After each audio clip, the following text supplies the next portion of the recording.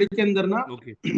Protein intake करने के chances बहुत ज्यादा है, या फिर प्रोटीन को बर्न करने का भी जो नया रिसर्च हुआ है ना, वो ये दर्शाता है कि मेरे शरीर के अंदर मैं फैट नहीं ले रहा हूँ, एक पर्टिकुलर डाइट में यूज कर रहा हूँ, तो मेरे शरीर के अंदर जो प्रोटीन है वो यूज हो रहे हैं एज एनर्जी सोर्स।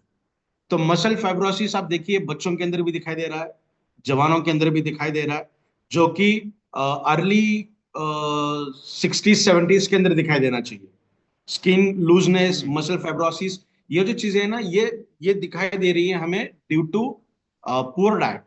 तो मैं ये नहीं कहता कि ओके। डाइट आप प्रॉपर तरीके से डिफाइन करके मत लीजिए, डेफिनेटली लीजिए, बट साथ ही आप अगर हिबारिस मोरपावर का सेवन कर रहे हो ना, तो ये प्रॉपर न्यूट्रिशन आपको देगा, प्रॉपर तरीके से देगा।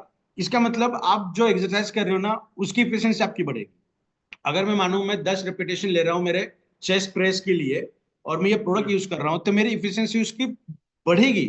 मैं 10 के जगह 15 यूज करूंगा। मतलब हम्म। ये मेरे बॉडी के अंदर जाने के बाद प्रॉपर न्यूट्रिशन इस तरीके से दे रहा है ताकि मैं मेरी वर्किंग एबिलिटीज को बढ़ाऊंगा, और वर्किंग एबिलिटीज अगर मेरी बढ़ रही है तो डेफिनेटली मुझे इन रिजल्ट अच्छा मिलेगा।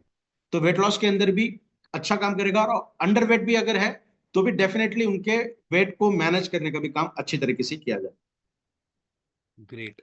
सर एक और क्वेश्चन करूंगा, ये क्वेश्चन तो बहुत सारे हैं बट कुछ सिलेक्टेड क्वेश्चन पूछ रहा हूँ कि अगर कोई पर्सन को कोई डिजीज को फेस कर रहा है, जैसे कैंसर है, या वो एग्जांपल के तौर में कोई उसको किडनी फेलियर चल रहा है, या कोई डायलिसिस पेशेंट है, मतलब कोई भी अगर पेशेंट है जिसको कभी कोई पर्टिकुलर डिजीज से रन हो रहा है, बीपी का इशू चल रहा है, कोई किसी को कोई इशू है, मान लीजिए कोई भी बीमारी है इस समय, वो दवाई भी ले रहा हो बीमारी की ऑफ कोर्स, तो उसको क्या डोसेज लेनी चाहिए, और क्या मोर पावर रिकमेंडेड है या नहीं, वो भी जानना चाहूंगा।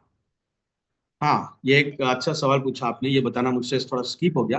कि सबसे पहले हम ये बात करते कि इस प्रोडक्ट को हमें प्रोहिबिट किस पर्सन के लिए करना है, किन्हें हम इसे रिकमेंड नहीं करना। तो सबसे पहले जो डायलिसिस पे है उन्हें हम ये रिकमेंड नहीं कर सकते, रिजल्ट्स हमने बहुत बार डिस्कस भी किए हैं।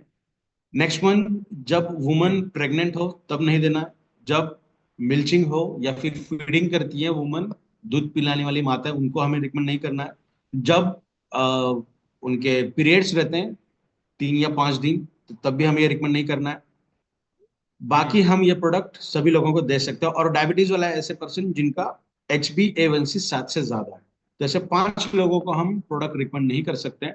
और पर्टिकुलर डिसीज या की बात करेंगे, तो जो दवाइयां आप ले रहे हो उसको आपको रेगुलर बेसिस पे लेना है, आपके डॉक्टर के साथ कंसल्ट करके उसे बंद करना है।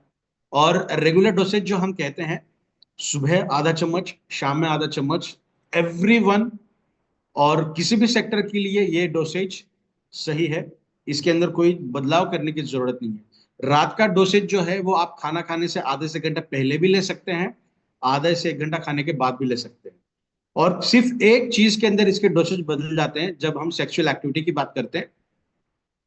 मेल गायनिक प्रॉब्लम अगर है, सेक्सुअल डिसेबिलिटीज की अगर प्रॉब्लम है, तो हम्म। हम ये उन्हें सुबह शाम रिकमेंड नहीं करते। सुबह को आपको इस प्रोडक्ट को यूज नहीं करना है, सुबह आपको इसे स्किप करना है। और रात को हम्म। जब आप प्रोडक्ट लेते हो तो सुबह और शाम दोनों का कंबाइन करके आपको लेना है, मतलब एक चम्मच आपको लेना है, जो चम्मच आपको प्रोडक्ट के साथ मिला है, तो वो आप इंटरकोर्स के 1 घंटा पहले प्रोडक्ट यूज करना है। उसके बाद आप, मतलब जो एक्टिविटी है वो आप कर सकते हैं जहां पे हमें बहुत अच्छे रिजल्ट दिखाई दे। बाकी सभी चीजों के लिए आपको ओके। सुबह शाम 2 बार यूज करना है रेगुलर, कोई अलग तरीके से आपको लेने की जरूरत। नहीं, और अगर कोई चाहता है कि मैं दिन में एक ही बार लूं, तो भी कोई इशू हाँ नहीं है? बिल्कुल ले सकते हैं, कोई दिक्कत नहीं, और दिन में डोसेज एक बार ले डोसेज। सकते हैं। सपोज कभी कभार मेरे साथ भी ये होता है कि मैं सुबह बहुत गड़बड़ में अगर हूँ, बहुत जल्दबाजी में हो, तो मैंने यूज नहीं किया प्रोडक्ट, मुझे अचानक याद आ 11 बजे कि यार प्रोडक्ट नहीं लिया मैंने, तो मैं 11 बजे भी यूज करता हूँ, उसमें कोई दिक्कत नहीं है। आप दिन में 24 घंटे में कभी भी प्रोडक्ट यूज कर सकते हैं। बट अगर हम जैसा कहते हैं ना कि प्रॉपर तरीके से अगर लेना है, प्रॉपर रिजल्ट हमें अगर चाहिए, तो वो है अर्ली आवर्स में सुबह उठते ही सबसे पहले, और रात को खाना खाने से आधे से 1 घंटा पहले या आधे से 1 घंटा बाद। बाकी दिन में कभी भी आप ले सकते हैं, 1 बार ले सकते हैं, बिल्कुल। 2 बार, 3 बार ले सकते हैं, कोई दिक्कत नहीं सर, मैं तो prefer personally, as per my knowledge, मैं कहूँगा कि अर्ली मॉर्निंग जब हम उठते हैं तो मैं कई बार सेशन में बोलता भी हूँ कि एम्प्टी स्टमक इनटेक करिए इंस्टेड ऑफ चाय के, क्योंकि चाय आपकी बॉडी में एक कह सकते हैं एक डेड करता है हमारे सेल्स की डाइट को, बट मोर पावर खाने से आपकी सेल्स को उनकी डाइट भी मिल रही है, साथ ही साथ आपके सेल्स में एक एनर्जी भी क्रिएट हो रही है। So I believe correct. ये होना चाहिए। So yes yes Virendra yes. Sir, thank you so much first of all for the wonderful session. Question answer तो थैंक यू। बहुत सारे रहते ही हैं, और आई बिलीव जिस तरीके से आज पूरा सेशन लिया, और अगर सभी लोगों ने पूरा सीरियसली सुना होगा, तो आपके सभी लोगों के 100% क्वेश्चन क्लियर हो गए। और आज बहुत जबरदस्त तरीके से, मतलब आज मैं 10 क्वेश्चन लिख के लाया था, और वीरेंद्र सर ने 10 का जवाब दिया। मैंने पूछना चाहता कुरकुमिन के आज वैल्यूएशन के बारे में, मतलब उनके की पॉइंट्स के बारे में वो बताया विनय सर ने। सर ने आज डोसेज के बारे में ऑलरेडी बताया, शेल्फ लाइफ बताया जो बहुत एक कंसर्न होता है हर एक के लिए। प्रिजर्वेटिव्स मैं पूछना चाह रहा था उनसे, उन्होंने प्रिजर्वेटिव्स के बारे में बोला।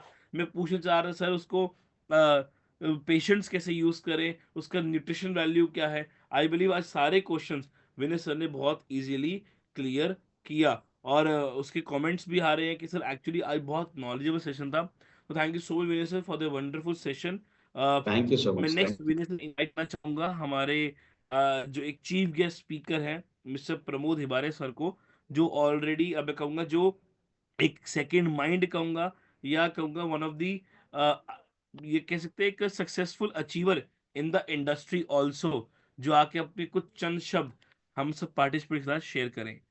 सो इस Pramod sir is sorry to available. से, बट या नहीं, सॉरी टू से, कुछ अर्जेंट काम था इसलिए पापा थोड़ा सा बाहर गए हैं, तो इस बार भी वो अवेलेबल नहीं है। और उनका फोन मुझे आया था, मैसेज आया था कि इस तरीके से, बट प्रेजेंटेशन चल रहा था तो मैं बता नहीं पाया।